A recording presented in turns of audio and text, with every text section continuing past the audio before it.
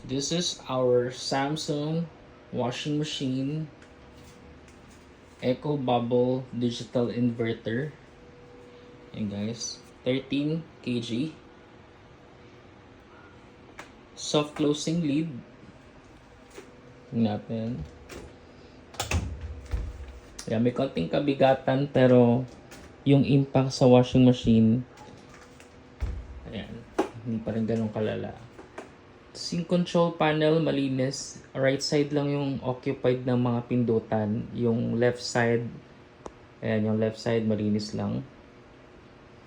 Tapos parang brush finish. May mga linya-linya siya.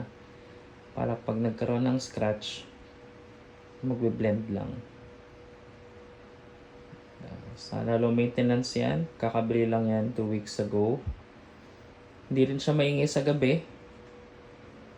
Yun lang. Kahit maglabas sa gabi, okay lang.